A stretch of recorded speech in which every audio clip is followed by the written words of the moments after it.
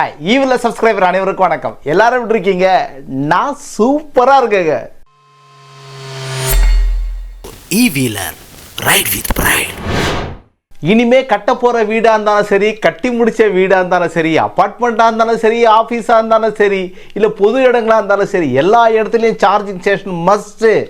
Charging station கட்டாயம் இருக்கணும், ஒவ்வொரு வீட்டிலையும் இருக்கணும் அப்படின்னு சொல்லி ஜியோ பாஸ் பண்ணிருக்காங்க நம்ம தமிழ்நாட்டில். இது நாள் வரைக்கும் இந்த அப்பார்ட்மெண்ட் பொறுத்த வரைக்கும் இந்த சார்ஜிங் ஸ்டேஷன்றது பெரிய தலைவலி, மிகப்பெரிய குடைச்சல். ஒத்துக்கவே மாட்டானுங்க. அசிங்கமாக என் வாயில் வருது. ஒத்துக்கவே மாட்டானுங்க. பயங்கர தாழ்ப்புணர்ச்சி. ஏன்னா நாளைக்கு நீங்கள் ஈவி வாங்குவல்ல, அப்போ என்ன நீ சரி உனக்கு வயசாகி போச்சு, உன் மாப்பிள்ளை வாங்குவான்ல, இல்லை உன் பொண்ணு வாங்குவாங்க, யாராவது உங்கள் வீட்டில் வாங்கி தானே தொலைக்கணும். விட மாட்டானுங்களே இனிமேல்ட்டு. ஈவி தானே இருக்க போகுது. அதை மனசில் வச்சு என்ன பண்ணுறாங்க, ஒரு 850 ஸ்கொயர் ஃபீட் உள்ள உங்களுக்கான ஒரு அப்பார்ட்மெண்ட் நிறைய இருக்கும். உங்களுக்கு தெரியும். இப்போ குறைஞ்சபட்சம் பார்த்தோன்னா 850 ஸ்கொயர் ஃபீட் கம்மி யாரும் கட்டுறதும் கிடையாது. டபுள் பெட்ரூம், கரெக்டாக டபுள் பெட்ரூம் வச்சுக்கோங்க. டபுள் பெட்ரூம்லேருந்து ஆரம்பித்து நீ எந்த பழைய அப்பார்ட்மெண்ட் புது அப்பார்ட்மெண்ட் எதுவாக இருந்தாலும் சரி, உனக்கு கண்டிப்பாக உள்ள கார் பார்க்கிங் நிமிடம் கட்டுறவங்க கண்டிப்பாக இருக்கும். அது ஒரு ஜீவோ. கார் பார்க்கிங் இல்லாமல் வீடு கட்டக்கூடாது இனிமேல்ட்டு, அது ஒரு ஜீவோ போட்டாச்சு ஏற்கனவே. இப்போ அடுத்தது வந்து மின்சார வாகனத்துக்கான சார்ஜிங் ஸ்டேஷன் ஒவ்வொருத்தருக்கு இருக்கணும். A1 A2 G1 G3 G4 சொல்கிறாங்க இல்லை, ஒவ்வொரு அப்பார்ட்மெண்ட் இருக்குல்ல, ஒவ்வொரு ஃப்ளோருக்கும் ஒவ்வொருத்துக்கு எத்தனை கார் பார்க்கிங் ஒதுக்குங்க. ஒவ்வொரு கார் பார்க்கிங் இண்டிவிஜுவலாக சார்ஜிங் ஸ்டேஷனுக்கான பாயிண்ட் நீ கொடுக்கணும். பில்டர் கொடுத்தாகணும், வச்சாகணும், வச்சாதான் அப்ரூவல். அடி சரியான ஒட்டப்பா. இது எவ்வளோ காலம் எதிர்பார்த்து தரேன்ப்பா. என் முகத்தில் சந்தோஷம் பார்த்தீங்களா?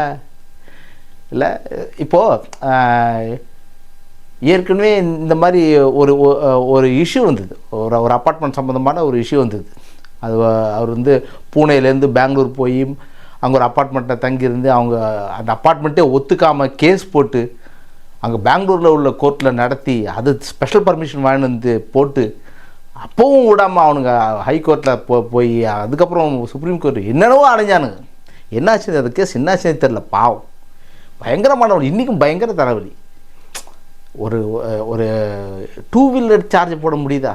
ஏன்னா அது வந்து உங்களுக்கு வந்து மெயின்டெனன்ஸ்க்கான பொதுவான கரண்ட்டில் இருக்கும், அது போட முடியாது. கரெக்டு தானே? அது ஏற்கனவே பில்லு 8000 10,000 கட்டுன்னு இருப்பாங்க. குறைஞ்சபட்சம் ஒரு 6 அப்பார்ட்மெண்ட் உள்ள இடமா இருந்தால் கூட மினிமம் 3000 கட்டுவாங்க மோட்டர் ஓடுறதுனால. அதில் கொண்டு சொருகவும் முடியாது. நீ ஜன்னல்லேருந்து மேலேருந்து கீழே ஒயரை போட்டு தனியாக ப்ளக் வச்சு தனியாக செட்டப் பண்ணுறவங்க எவ்வளோ பேர் ரொம்ப கஷ்டப்பட்டுட்டு இருக்காங்க. அது மாதிரி வசதி பண்ணிக்க முடியலன்றதுக்காகவே எலக்ட்ரிக் வாகனம் வாங்காமலே இருக்காங்க. பேட்டரி தூக்கிட்டு போக முடியாது, அப்படியே தூக்கிட்டு போனால் வெயிட்டாக இருக்கும், லிஃப்ட்டில் அலோடு கிடையாது, முறைப்பானுங்க இங்கே வச்சிருவோம் அப்படின்னு இல்லையா? இப்போது நிறைய பாதுகாப்பு அம்சங்களோடு தான் இது எல்லாத்தையும் தாண்டி என்னது இது ஆரம்ப காலம் அப்போல்லாம் வெடிச்சது பண்ணது அதெல்லாம். இப்போல்லாம் கொஞ்சம் கொஞ்சமாக எல்லாத்தையும் வந்து அந்த பாதுகாப்பு அம்சங்கள்லாம் கூட்டி அதுக்கான விஷயங்கள்லாம் ரெடி பண்ணதுக்கப்புறம் தான் இந்த மாதிரி உங்களுக்கு வந்து வரைமுறையெல்லாம் அரசாங்கத்தாலேயே உங்களுக்கு வரையறுக்கப்படுது. இப்படி அரசாங்கமே கொண்டு வந்துடணும்னு கட்டாயப்படுத்தும் போது நீ எது பிடுங்க முடியாது. என்ன பண்ணுவ நீ வச்சு தானே ஆகணும். எங்கடா கொண்டு வச்சுப்பீங்க மூஞ்சியை கேட்குறேன் நான் ஒவ்வொருத்தனும். என்னன்னா ஆட்டா நீங்கள் சார்ஜிங் கொடுக்க மாட்டேன்னு சொல்லி பாரதேசன் நாய்ங்களா, மூஞ்சில் முகர கட்டியும் பாரு நல்லா. இப்போ என்ன பண்ணுவீங்க? போய் கேஸ் போடுவியா கவர்மெண்ட்டுக்கு ஏற்ற மாதிரி? அவ்வளோ கோபம் வருது பாருங்க. இவன் எங்கிட்ட எலக்ட்ரிக் கார்லாம் இல்லை, வைத்தச்சில் வருதுல்ல. இவ்வளோ கஷ்டப்பட்டு ஒவ்வொரு எலக்ட்ரிக் வாங்கினதுக்காக எப்படி குரல் கொடுத்துட்டு கத்திட்டு கிடக்கணும். திட்டு பையனை பூரா அடையாளம் காமிச்சு ஓரம் ஒதுக்கியாச்சு, அவனை ஒதுக்கிட்டு அவனை ஓட்டானுங்க. இப்போது கரெக்டான மேனுஃபேக்சரர்ஸ், நல்ல குவாலிட்டியான மேனுஃபேக்சர், பிராண்டட் மட்டும்தான் இருக்கானுங்க. காரில் ஆல்மோஸ்ட் பெரிய இஷ்யூ எப்பவுமே கிடையாது. ஆரம்பத்தில் இருந்ததுலாம் இப்போ கொஞ்சம் எல்லாமே சார்ட் அவுட் ஆகிடுச்சு. ஆல்மோஸ்ட். இன்னும் மைலேஜ் ட்ராப் தான் இருக்குது, அது இருக்க தான் செய்யும், அதை விட்டுருங்க. பட் ஃபயரிங் இஷ்யூன்றது ஆல்மோஸ்ட் ஸ்டாப் ஆகிடுச்சு. ஸோ வந்து இனிமேல்ட்டு வருங்காலங்கள் இப்படி தான் இருக்கும். ஒவ்வொருத்தரும் எங்கே 1 2 பத்திட்டு எரிஞ்சு அப்புறம் தான் அடங்கும். புகை இல்லாமல் நெருப்பு இல்லாமல் புகையாதுன்னு சொல்லுவாங்கள்ல, அந்த கதை தான். ஆரம்பத்தெல்லாம் முள்ள தாண்டி வந்துட்டோம் நம்ம. அதெல்லாம் அந்த காலகட்டத்தில் கடந்துருச்சுன்னு சொல்ல வரேன். எலக்ட்ரிக் வாங்குறவங்க ஒரே ஒரு விஷயத்தாப்ப கடத்தில் கொள்ளணும். என்ன? பணம். அம்மா விலை வைக்கிறானுங்க, அவ்வளோ வேலை. ஒரு குப்பையும் கிடையாது, ஒரு தொடப்பக்கட்டையும் கிடையாது. இல்லை பேட்டரி இதெல்லாம் உடச்சி பேசினா மனசாக தான் வரும் பிராண்டுக்கு. அதுக்கும் எவ்வளோ பேர் பார்க்குறீங்களே சாதாரண 20 லட்சம் சார் 14 லட்சம் சார் அப்படின்றானுங்க. 4 லட்சம் கூட ஆகாது மேனுஃபேக்சரிங் காஸ்ட்டு. இப்போ 10 லட்சம் மேலே வச்சு விற்கிறானுங்க. ஒன்றும் வாயத்தன் பேசுறது லாய்க்கு இல்லை. ஆனாலும் இதெல்லாமே ஃப்யூச்சரில் ஒரு 2 வீலர் காசுக்கு கண்டிப்பாக வரும். அட்லீஸ்ட் நீங்கள் வந்து ஒரு யூஸ்டு ஈவியாவது நீங்கள் வாங்குவீங்க. வேறு வாங்கி தான் ஆகணும், ஒரு வழி கிடையாது.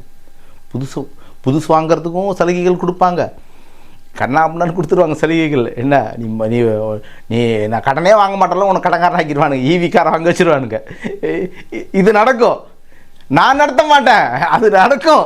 ஓகே. ஸோ அதனால் வந்து அது மட்டும் இல்லை, முக்கியமான சொல்கிறேன் பாருங்கள். ஆஃபீஸ் ஒரு 300 ஸ்கொயர் ஃபீட் ஆஃபீஸ் வச்சுருக்கீங்க அப்படின்னாக்கா 300 ஸ்கொயர் ஃபீட் ஆஃபீஸாக இருந்தாலும் அதில் கண்டிப்பாக வந்து சார்ஜிங் ஸ்டேஷன் இருக்கணும். பொது இடங்கள் எல்லா இடத்துலையும் கண்டிப்பாக இருக்கணும். அது ஆல்மோஸ்ட் இப்போ போய் கிடக்குதுன்னு தான் சொல்லலாம், இருக்குது இல்லை கிடக்குது. என்ன அதையும் பார்த்து கடந்து போயிட்டு தான் இருக்கும் கிடக்கிறது. கரெக்டு தானே? இருந்தாலும் இப்போது வீட்டில் இருக்குதுன்றது அப்போது நீ சார்ஜிங் ஸ்டேஷன் வந்துட்டாக்க அப்போது ஒவ்வொருத்தரும் கண்டிப்பாக 8 கிலோவாட் லோடு வாங்க வேண்டியிருக்கும், அப்ளை பண்ண வேண்டியிருக்கும். எல்லாம் பொருள் அப்பார்ட்மெண்ட்ஸ் எல்லாம் பார்த்தீங்கன்னா 5 கிலோவாட் அவனே டிஃபால்ட்டாக கொடுத்துட்றான். யார்? பில்டரே கொடுத்துட்றான். நீங்கள் வீட்டுக்கு வாங்கினா கூட லோடு குறைஞ்சபட்சம் 5 கிலோவாட். ஏன்னா 2 ஏசி இல்லாமல் நீங்கள் இருக்க போகிறதில்ல. கரெக்டாக டபுள் பெட்ரூம் கண்டிப்பாக ஏசி போடுவீங்க. 2 டபுள் பெட்ரூம் ஏசி போட்டாவே 5 கிலோவாட் லோடு டிஃபால்ட்டாக வந்துடுது. இப்போது சார்ஜிங் ஸ்டேஷன் வேறு ஆட் ஆகுது இல்லை, அப்போ கண்டிப்பாக 8லேருந்து 10 கிலோவாட் ஒவ்வொருத்தரும் வாங்கும். நீங்கள் வந்து எழுதி கொடுத்து இபி ஆஃபீஸில் ஏற்கனவே பழைய வீடு இருந்தால் மாற்ற வேண்டிய சுச்சுவேஷன் கண்டிப்பாக தள்ளப்படுறீங்க நீங்கள். அப்போ டெபாசிட் கொஞ்சம் அதிகமாகும். அதெல்லாம் கடந்து வந்துடலாம். அது பெரிய மேட்டரே கிடையாது.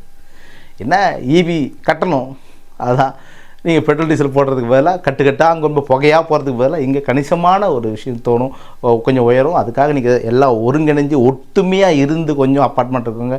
சோலாருக்கு மட்டும் நீங்கள் பிளான் பண்ணிட்டீங்கன்னா, ஏற்கனவே நான் வந்து அங்கே ஏதோ ஒரு ஊரில் போயிட்டு நான் போட்டிருப்பேன். நான் கரூர்லேயோ இங்கே போய் போட்டிருப்பேன். நான் ஒரு பெரிய அப்பார்ட்மெண்ட் ஃபுல்லாக வந்து ஏற்கனவே எத்தனையோ வருஷம் பழைய அப்பார்ட்மெண்ட் எல்லாம் ஒருங்கிணைஞ்சு சோலார் போட்டிருக்கோம். ஒவ்வொருத்தர் 5 கிலோவாட் 8 கிலோவாட்டுன்னு. அது மாதிரி இங்கே சென்னையில் போடுங்க, பண்ணுங்கள் ப்ளீஸ். ஸோ ரினியூவபிள் எனர்ஜிக்கு நம்ம மாறினா தான் நம்ம முடிஞ்ச வரைக்கும் நம்ம அப்போ தான் ஈவி வாங்கிறதுக்கான முழு ஒரு பயனடைகள் அடைய முடியும், பெற முடியும். ஸோ அதனால் உங்கள் வீட்டுக்கு கரண்ட் பில்லும் கம்மியாகிடுது, மினிமம் ஸ்லாப் ஆகிடுது. சோலார் போகிறதுனால எலக்ட்ரிக் வெஹிக்கிளும் வாங்கிடுறீங்க. ஏன்னா பெட்ரோல் டீசல் போட தேவையில்லை. அதே மாதிரி நீங்கள் கேஸ் சிலிண்டர் வாங்க தேவையில்லை, கரண்ட் பில்லு கட்ட தேவையில்லை, மினிமம் கட்டிக்கோ.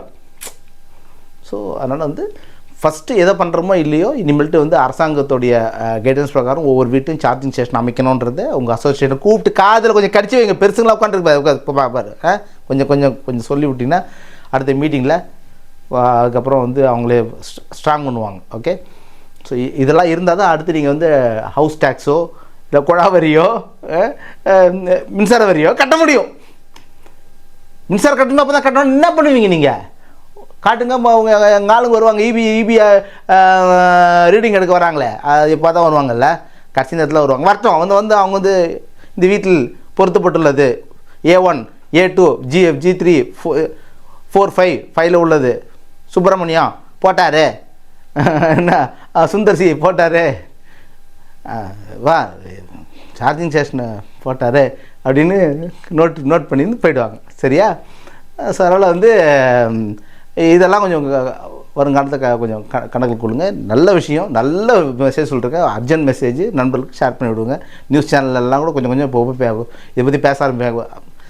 எங்கேயோ நியூஸ் ஓரமாக சொல்லுவாங்க. நம்மளை மாதிரி எவனாச்சும் ஒருத்தந்தான் எலக்ட்ரிக் வெறியன்னா எவனாவது வந்து இந்த மாதிரி கத்தின்னு கிடப்பான். அந்த கத்தனதை போய் நிறைய பேருக்கு போய் சேர்க்கணுன்னாக்கா நல்ல விஷயத்த ஷேர் பண்ணால் தான் போய் சேர முடியும்.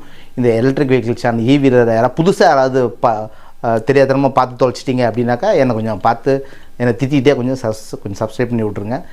கொஞ்சம் கமெண்ட்ஸில் பார்த்து திட்டுங்க. நான் ஒன்றும் சொல்ல என்ன பிடிக்குது இப்போ எல்லாருக்கும் பிடிக்கணும் அவசியம் இல்லைல்லப்பா. நான் பேசுகிறது கரெக்டு தானே? நான் இதை சொல்கிறேன். நான் சரி பிடிச்சிருந்தா என்ன மனசில் படுத்த சொல்லுங்கள், திட்டாமல் சொல்லுங்கள், கேட்குறேன். நானும் உங்களை மாதிரி சக மனுஷன் தான், நண்பன் தானே, பக்கத்தில் ஒரு என்ன எப்போ பார்த்தாலும் திட்டு வேணுங்க. அப்புறம் வந்து வேறு என்ன சொல்கிறது? அதான்ப்பா விஷயம், வேறு ஒன்றும் இல்லைப்பா. இது தோணுச்சு எடுக்கிறேன். பார்க்கலாம்ப்பா. சிசி வெவ்வேறு மறந்துடாதப்பா. யாராவது புதுசு அப்பார்ட்மெண்ட் கட்டுருக்குன்னா போய் பில்டருக்கு முன்னாடி இந்த வீடியோ காமிச்சு நான் ஒன்றா வீடியோ இல்லை அந்த நியூஸ் சேனலில் உள்ள வீடியோ ஒன்றா டிஸ்கிரிப்ஷனில் கொடுக்குறேன், ஃபஸ்ட் கமெண்ட்லேயும் பின் பண்ணுறேன். இதுக்கு முன்னாடி காமிச்சு சொல்லிட்டாங்க, எனக்கு தெரியாது, ஒரு 3 ஃபேஸ் ஒயர் ரன் பண்ணிட்டு வந்து என்னுடைய பார்க்கிங் நேரம் அடியில் பூமி அடியில் நோண்டி கொண்டு வந்து என்கிட்ட கொஞ்சம் வச்சிரு அந்த சாக்கெட்லாம் அவங்க வந்து ஃபிக்ஸ் பண்ணிப்பாங்க. எனக்கு ப்ளக்குங்க வந்துடணும், பிரேக்கருங்க வந்துடணும், பார்த்துக்கோ அப்படின்னு இப்போவே காதை கடிச்சாதான் அவன் அப்போ செய்வான். புரியுதா? அதனால் சொல்லி வைக்கிறேன் நான். விட்டுருக்கிட்டு போகிறீங்க, அதுக்கப்புறம் சும்மா அதுக்கு எல்லாம் போட்டதுக்காக லாஸ்ட்டு நோண்டுவேன். நீ வந்து மேல் பக்கமாக அடிச்சு கொண்டு வர பைப்பை அதை நாங்கள் சகிச்சுட்டு இருக்கணும். ஒவ்வொருத்தனும் கடந்து போனோம், போகும்போது வரும்போதெல்லாம் பார்த்துக்கிட்டு பூமி கட்டில் எட்டுனா முடிஞ்சது வேலை. பைப்பை போட்டு ஏன் போச்சிங்க பஸ். ஓகேவா?